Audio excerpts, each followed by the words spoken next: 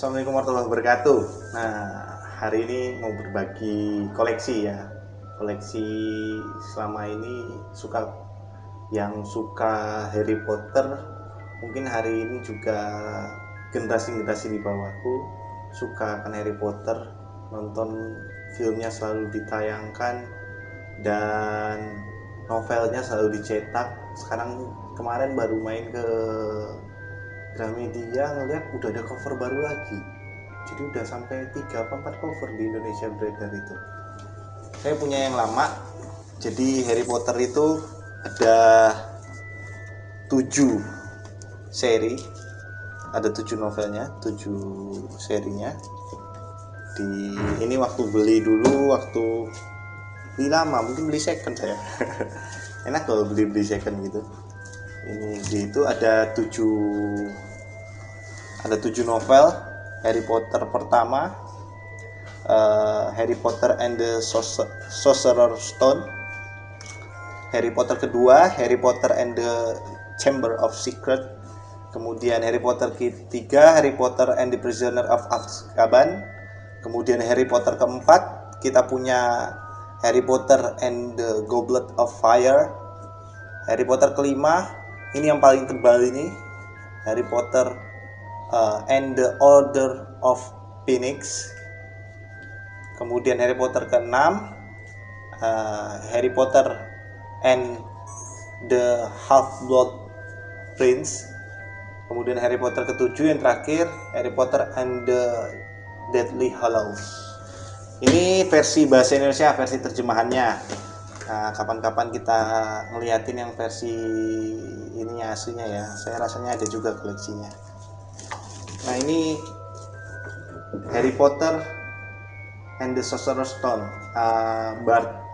Harry Potter dan Batu Bertuah. Batu Bertuah tuh jimat kalau bahasa Indonesia, bahasa umum di Indonesia nya jimat. Harry Potter dan batu jimat. Kalau nggak batu jimat, batu sakral gitu. Jadi batu yang dianggap punya kekuatan, godam. Kalau orang punya cincin itu kan katanya batu yang punya godam, ada isinya kata orang Indonesia. Itu maksudnya itu. Di sini nanti kita buka, kita baca, kita review. Kalau covernya ini kalau nggak salah ini cover yang paling pertama yang versi Indonesia. Pokoknya cover lama, cover cetak-cetakan pertama, awal-awal dulu. Seperti ini covernya. Di sini sangat sangat menarik ya. Kalau kita lihat hardcover, yang ini punya hardcover terbitan Gramedia. Kalau yang saya punya ini terbitan Gramedia, dan ini awal dari cerita-cerita Harry Potter yang terkenal itu. Kemudian ada Harry Potter kedua, Harry Potter and the Chamber of Secret, atau artinya kalau di sini ditulisnya Harry Potter dan Kamar Rahasia. Ini Harry Potter dan Kamar Rahasia ini Harry Potter yang kedua. Kalau di belakangnya kita baca, Harry Potter sudah tidak tahan lagi melewati liburan musim panas bersama keluarga Dursley yang menyebalkan, dan dia ingin sekali bisa pergi kembali ke sekolah sihir Hogwarts. Tetapi tiba-tiba muncul makhluk aneh, Dobby, yang melarangnya kembali ke sana. Malapetaka akan menimpa Harry kalau dia berani kembali ke Hogwarts. Dan malapetaka betul-betul terjadi, karena pada tahun keduanya di Hogwarts muncul siksaan dan penderitaan baru dalam wujud guru baru sok bernama Gilderoy Lockhart, hantu bernama Medley Merana yang menghantui toilet anak perempuan, dan perhatian tak diinginkan dari adik Ron Weasley, Ginny. Tapi semua ini cuma gangguan kecil dibanding dengan bencana besar yang kemudian melanda sekolah sihir. Ada yang mengubah murid-murid Hogwarts jadi batu. Mungkinkah pelakunya Draco Malfoy, pesaing utama Harry? Atau mungkinkah dia Hagrid? Atau riwayat masa lalunya akhirnya terbongkar?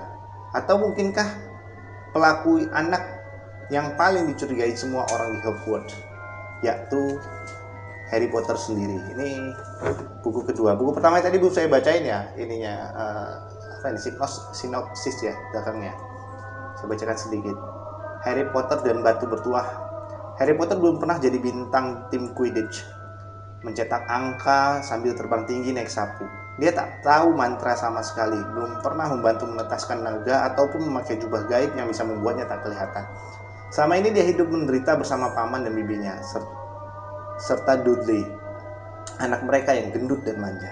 Kamar Harry adalah lemari sempit di bawah tangga loteng dan selama belasan tahun belum pernah sama sekali ia merayakan ulang tahun. Tetapi semua itu berubah dengan datangnya surat misterius yang dibawa oleh burung hantu. Surat yang mengundangnya datang ke tempat luar biasa, tempat yang tidak terlupakan baginya. Dan siapa saja yang membaca kisahnya?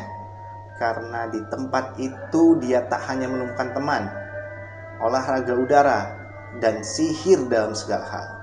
Dari pelajaran sampai makanan, melainkan juga untuk menjadi penyihir besar. Kalau Harry berhasil selama berhadapan dengan musuh bebuyutannya. Nah, itu sedikit. Ini semua terbitan Gramedia. Kemudian yang ketiga ya, kita bahas sedikit. Nanti kita bahas satu-satu. Ini Harry Potter and the Prisoner of Azkaban, atau yang di sini diartikan Harry Potter dan Tawanan Azkaban. Selama 12 tahun penjara sihir Azkaban yang mengerikan mengurung tawanan berbahaya bernama Sirius Black.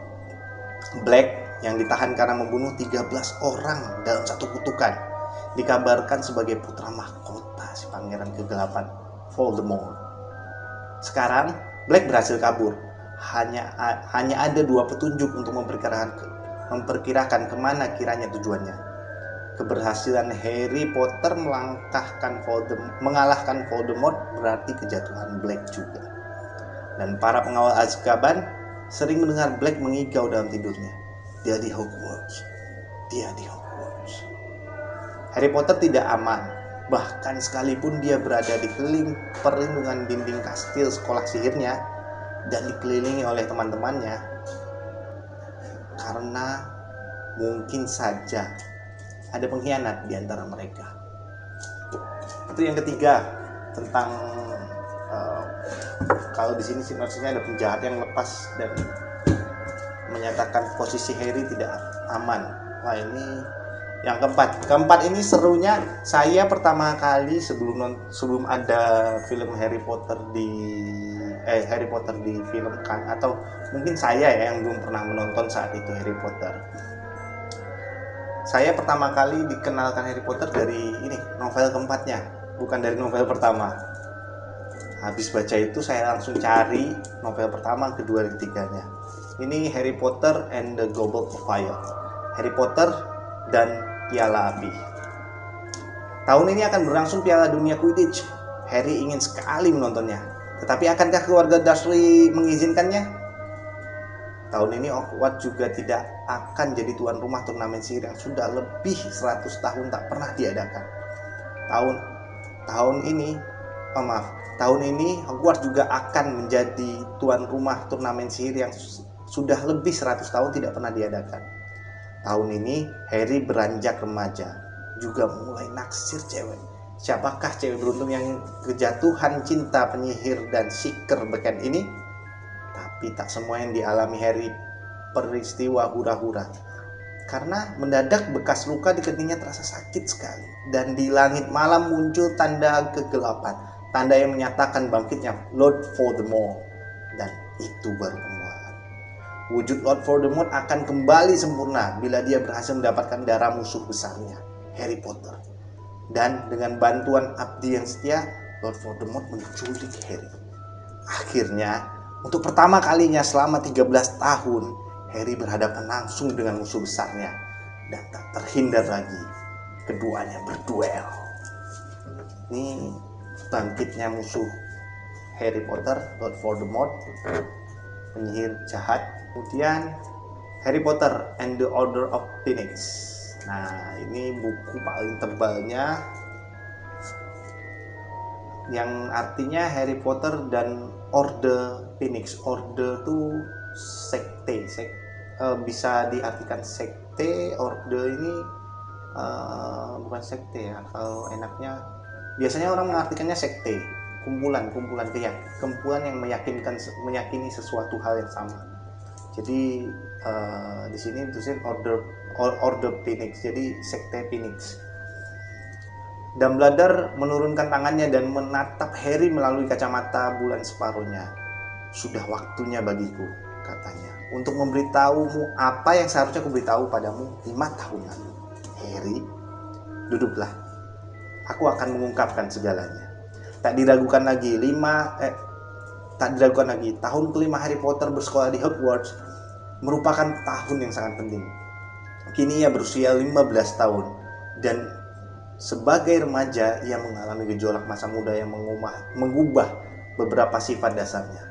Ia akan menjalani ujian OWL yang menegangkan sekali, yang menentukan akan jadi apa dirinya setelah lulus. Ia sering sekali bertengkar dengan Cho, sehingga bukan tidak mungkin hubungan mereka putus. Dan ketika ia berkelahi dengan Draco Malfoy, peranannya sebagai seeker tim Quidditch Gryffindor terancam. Semua itu membuat Harry begitu menelangsa, sehingga untuk pertama kalinya ia ingin sekali meninggalkan Hogwarts. Di tengah semua kegalauan itu, Lord Voldemort dengan kekuatan sihirnya yang luar biasa terus-menerus menghantui Harry. Tanpa henti, Pangeran Kegelapan menyiksa melalui bekas lukanya dan akhirnya memaksa Harry bertarung mati-matian melawan para pelahap maut. Dan puncaknya adalah ia harus menyaksikan kematian orang yang sangat dicintainya. Buku kelima, satu buku yang saya baca berulang-ulang karena tebalnya dan karena konflik di dalamnya itu luar biasa. Jadi yang kelima ini yang menurut saya salah satu yang menarik untuk dibaca berulang-ulang sampai terbayang apa sih jalan ceritanya, bagaimana sih, adegan ini sebenarnya tadi gimana sih, aku sering buat balik waktu itu bacanya. Kemudian yang keenam, Harry Potter dan Pangeran Berdarah Campuran, Harry Potter and the Half-Blood Prince, Harry Potter dan Pangeran Berdarah Campuran. Harry Potter yang di tahun ke-6-nya di Hogwarts diangkat menjadi kapten Quidditch Gryffindor. Heran sekali, mendadak Quidditch jadi sangat populer. Banyak sekali anak yang mendaftar ingin masuk tim, bahkan sampai anak-anak Hufflepuff dan Ravenclaw yang menyelundup. Tetapi seperti kata Hermione, bukan Quidditch yang ngetop, tapi kau. Kau belum pernah semenarik ini dan jujur saja, kau belum pernah sekeren ini. Seluruh dunia sihir harus mengakui kau benar soal Voldemort telah kembali, bahwa kau telah menghadapinya 2 kali dalam 2 tahun terakhir ini dan berhasil selamat dalam dua-duanya. Dan sekarang mereka menyebutmu sang terpilih. Nah, coba, tidak bisakah kau melihat kenapa orang terpesona olehmu? Pantas saja gadis-gadis sampai nekat mau memberikan ramuan cinta kepada Harry. Namun Harry tidak memusingkan semua ini, hanya ada satu gadis yang memenuhi pikirannya. Lagi pula dia sangat sibuk. Tahun ini Dumbledore memberikan pelajaran private, mempersiapkan menghadapi musuh bebuyutannya, Lord Voldemort. Seperti dikatakan Ron, Dumbledore tak akan membuang-buang waktu untuk memberinya pelajaran kalau dia menganggap Harry pecundang. Dia pasti berpendapat Harry punya peluang.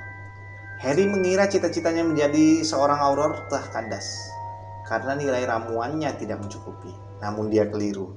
Tahun ini Snape tidak mengajar ramuan dan Harry menjadi orang yang paling pintar di dalam kelas ramuan berkat bantuan Pangeran Berdarah Campuran. Yang keenam. Terakhir yang ketujuh, endingnya Harry Potter and the Deathly Hallows, Harry Potter dan Reliku Kematian. Relikui Kematian. Reliku itu apa ya? Reliku itu benda keramat kalau nggak salah. Bedanya dengan Sorceress itu batu bertuah itu batu sihir, Sorceress batu sihir itu, sama reliku itu apa ya? Relikui ini masa keramat, sesuatu yang keramatnya tuh udah jadi dongeng, udah sangat lama. Tapi kalau ini nggak ada ininya loh. Di sini nggak ada sinopsisnya, hanya ada tulisan kami mempersembahkan Harry Potter 7 episode terakhir dalam epic Harry Potter. Cuma itu. Oke, itu koleksi saya 7 novel Harry Potter. Nanti kita bahas satu-satu. Nanti saya baca, saya mencoba bikin sinopsisnya, kita coba review. Ya, siapa tahu menarik, siapa tahu nanti saat membuka video ini lagi anakku melihat ayahnya rajin baca ya, padahal baca novel yang khayalannya itu tingkat tinggi. Senang. Itu saja. Oh ya, ini semua saya lupa nyebutinnya tadi. Ini semua karya J.K. Rowling. Oke, itu saja. Sampai ketemu lain waktu untuk bahas bacaan-bacaan saya. Mungkin ada yang dari kecil, ada bacaan-bacaan yang sekarang saya baca, atau buku-buku baru. Ya, atau nanti misalnya ada kesamaan kita baca apa, mungkin ada bisa diberikan komentar, suruh baca apa kalau saya menarik membacakannya. Terima kasih. Assalamualaikum warahmatullahi wabarakatuh.